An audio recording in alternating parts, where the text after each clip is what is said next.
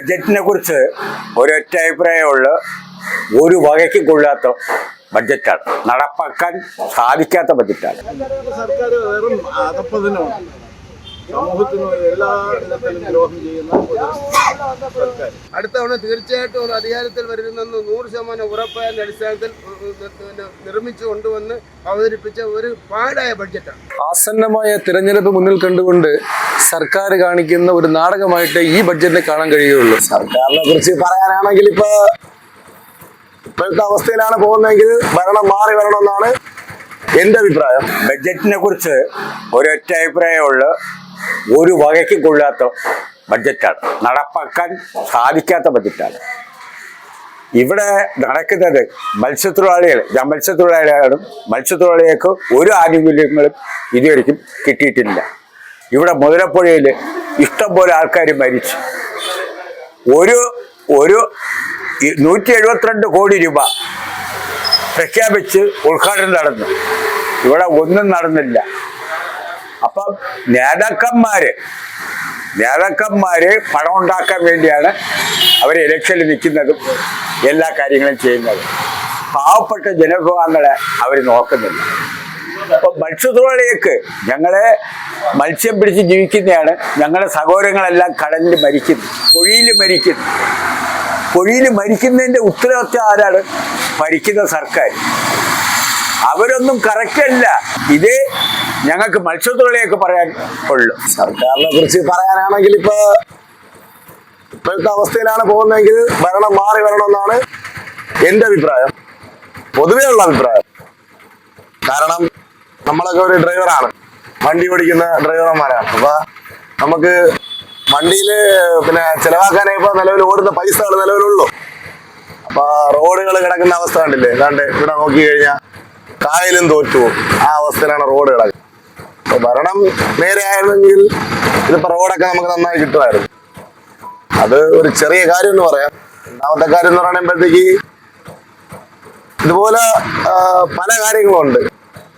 എന്ന് വെച്ച് കഴിഞ്ഞാൽ ഭരണം മാറി വരണം എന്ന് തന്നെയാണ് പൊതുജനങ്ങളുടെ എല്ലാവരുടെയും അഭിപ്രായം. അല്ലാതെ ഇന്ന ആളെന്ന് എടുത്ത് പറയുന്നില്ല. പ്രത്യേകിച്ചുള്ള ഒരു പേഴ്സണലായിട്ടുള്ള ഒരു ഡിസൈഡ് അല്ല ഇത് പൊതുവെ എല്ലാവരുടെയും ഒരു അഭിപ്രായമാണ്. പൊതുവെ എല്ലാവരും പറഞ്ഞു കേൾക്കുന്ന ഒരു അഭിപ്രായം എൻ്റെ അഭിപ്രായം. ആവർത്തന വരുന്നതാണ്.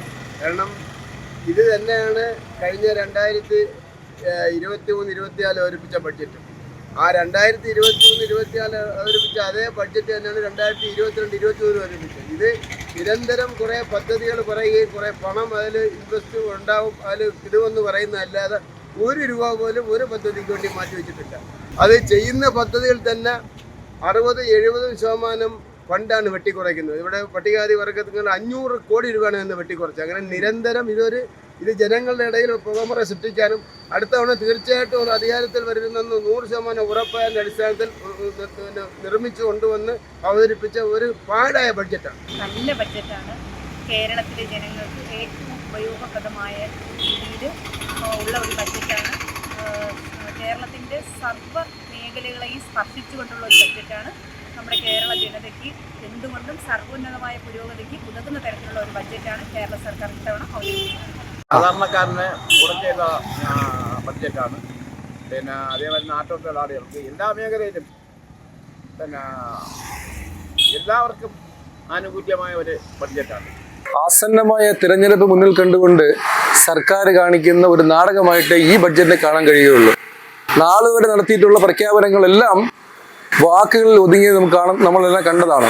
അതുപോലെ ഒരു വാക്കുകളിൽ ഒതുങ്ങുന്ന ഒരു പ്രഖ്യാപനത്തിൽ മാത്രം ഒതുങ്ങുന്ന ഒരു ബഡ്ജറ്റായി നമ്മൾ ഇതിനെ കാണേണ്ടതായിട്ടുണ്ട്. സർക്കാർ ഇപ്പോൾ നമ്മുടെ ഓട്ടോ തൊഴിലാളികൾക്കും അതുപോലെ തന്നെ ഓട്ടോ ടാക്സി ഇങ്ങനെയുള്ള ഈ മേഖലകൾക്ക് വേണ്ടിയിട്ട് ഈ വാഗ്ദാനം ചെയ്തത് വളരെ നല്ലൊരു കാര്യമായിട്ടാണ് നമുക്ക് തൊഴിലാളികൾക്ക് തോന്നുന്നത്. അത് പ്രാബല്യത്തിൽ കൊണ്ടുവന്നാൽ തൊഴിലാളികൾക്ക് വളരെ വലിയ ഒരു അനുഗ്രഹമായിരിക്കും. പക്ഷേ വെറും വാഗ്ദാനത്തിൽ ഒതുങ്ങാൻ പാടില്ല. അത് ആര് തന്നെ ആയാലും ഇത് തന്നെയാണ് തൊഴിലാളി എന്ന നിലയിൽ എനിക്കും എൻ്റെ കൂടെയുള്ള തൊഴിലാളികൾക്കും പറയാനുള്ളത്. ഇപ്പൊ ഈ കേരള ഗവൺമെന്റ് പ്രഖ്യാപിച്ച ഈ ബഡ്ജറ്റ് തെരഞ്ഞെടുപ്പിന് മുന്നിൽ കണ്ടുകൊണ്ടാണ്.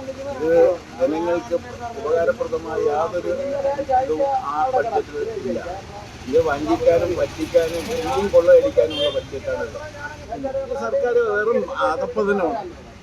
സമൂഹത്തിന് എല്ലാ വിധത്തിലും ദ്രോഹം ചെയ്യുന്ന ഒരു സർക്കാർ. സർക്കാർ നമുക്ക് തരുന്നത് ആനുകൂല്യങ്ങൾ തരുന്നുണ്ട്. അവര് പെൻഷൻ കൊടുക്കുന്നുണ്ട് എല്ലാവർക്കും. അതുള്ള നമുക്ക് പിന്നെ ഇതിന്റെ ഇത് കൊടുക്കുന്ന തൊഴിലാളിക്ക് കാര്യത്തൊഴിലാളി പെൻഷൻ കൊടുക്കുന്നുണ്ട്. എല്ലാ ഇതിലും ചെയ്യുന്നുണ്ട്.